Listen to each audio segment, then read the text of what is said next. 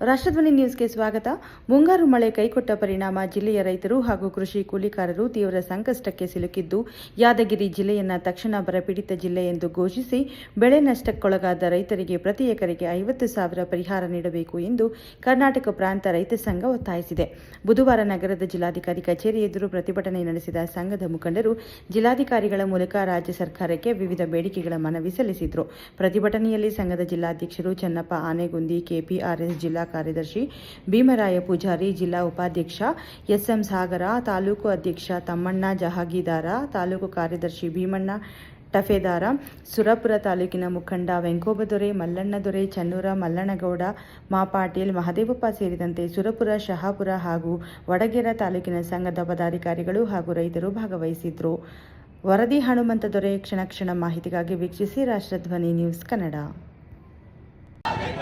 ಕೇಂದ್ರ ಮತ್ತು ರಾಜ್ಯ ಸರ್ಕಾರಕ್ಕೆ ಧಿಕ್ಕಾರ.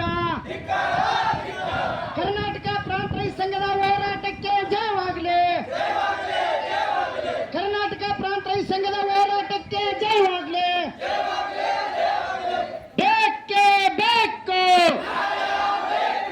ಎಲ್ಲರೂ ಸ್ವಲ್ಪ ಕೈ ಎತ್ತಿಡ್ರಣ. ಬೇಕೇ ಬೇಕು. ಬೇಕೇ ಬೇಕು.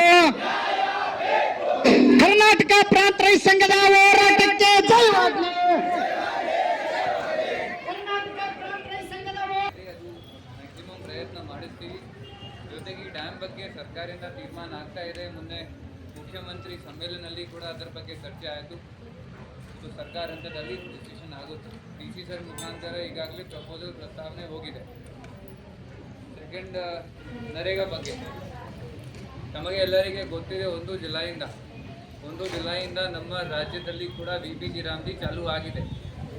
ಅದರ ಬಗ್ಗೆ ಸ್ವಲ್ಪ ಹೊಸ ಗೈಡ್ಲೈನ್ಸ್ ಬರ್ತಾ ಇವೆ. ಇಲ್ಲಿವರೆಗೂ ಸ್ವಲ್ಪ ಕನ್ಫ್ಯೂಷನ್ ಇವೆ, ಟೆಕ್ನಿಕಲ್ ಸಮಸ್ಯೆಗಳು ಇವೆ. ಅದಕ್ಕೋಸ್ಕರ ಇಡೀ ರಾಜ್ಯದಲ್ಲಿ ಸ್ವಲ್ಪ ಪ್ರಾಬ್ಲಮ್ ಬರ್ತಾ ಇವೆ. ನಮ್ಮಲ್ಲಿ ಸುಮಾರು 66 ಪಂಚಾಯತಿಗಳಲ್ಲಿ NMR ಜನರೇಟ್ ಆಗಿ ಕೆಲಸ ಚಾಲೂ ಆಗಿದೆ.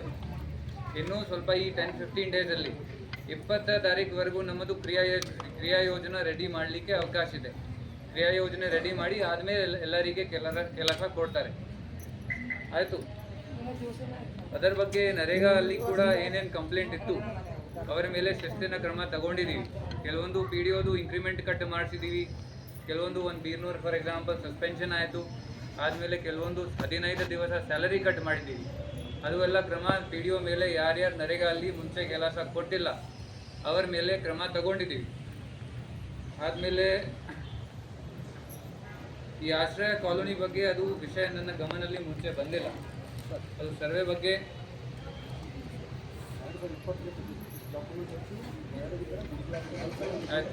ಅದು ನಾನು ನೋಡ್ತೀನಿ. ಇಲ್ಲಿವರೆಗೂ ಗಮನದಲ್ಲಿ ಇದ್ದಿಲ್ಲ. ಸರ್ವೆ ಏನಾದರೂ ಇಶ್ಯೂ ಪೆಂಡಿಂಗ್ ಇದ್ದರೆ ಸರ್ ಜೊತೆ DC ಸರ್ ಜೊತೆಗೆ ಚರ್ಚೆ ಮಾಡಿ ಬಗೆಹರಿಸ್ತೀವಿ. ಆದಮೇಲೆ JJM ಬಗ್ಗೆ JJM ಅಲ್ಲಿ ಕೂಡ ಕಳಪೆ ಕಾಮಗಾರಿ ಆಗಿದೆ. ಅದರ ಬಗ್ಗೆ ಕೂಡ ಮುಖ್ಯಮಂತ್ರಿ ಮೀಟಿಂಗಲ್ಲಿ ಚರ್ಚೆ ಆಯಿತು. ಇಡೀ ರಾಜ್ಯದ್ದು ಸಮಸ್ಯೆ ಇದೆ, ನಮ್ಮ ಜಿಲ್ಲೆದು ಮಾತ್ರ ಸಮಸ್ಯೆ ಇಲ್ಲ. ಅದರಲ್ಲಿ ಕೂಡ ನಾವು ಈಗ ತಾಲೂಕುವಾರು ಎಲ್ಲ ಕಾಂಟ್ರಾಕ್ಟರ್ಗೆ ಕರೆಸಿ ಇಂಜಿನಿಯರ್ ಜೊತೆಗೆ ಮೀಟಿಂಗ್ ಮಾಡಿ ಏನೇನು ನಮ್ಮದು ಸಮಸ್ಯೆಗಳು ಇವೆ, CC ರೋಡ್ ರೀಸ್ಟೋರೇಷನ್ ಆಗಿಲ್ಲ, ಈ ಚರಂಡಿ ಒಳಗಡೆ ಪೈಪ್ಲೈನ್ ಹೋಗ್ತಾ ಇದೆ, ಡೆಪ್ತ್ ಸರಿ ಇಲ್ಲ, ಏನೇನು ಸಮಸ್ಯೆಗಳು ಇವೆ ಎಲ್ಲ ಪಟ್ಟಿ ಮಾಡಿಕೊಂಡು ಕಾಂಟ್ರಾಕ್ಟರ್ಗೆ ಕೊಟ್ಟಿದ್ದೀವಿ. ಅವರಿಗೆ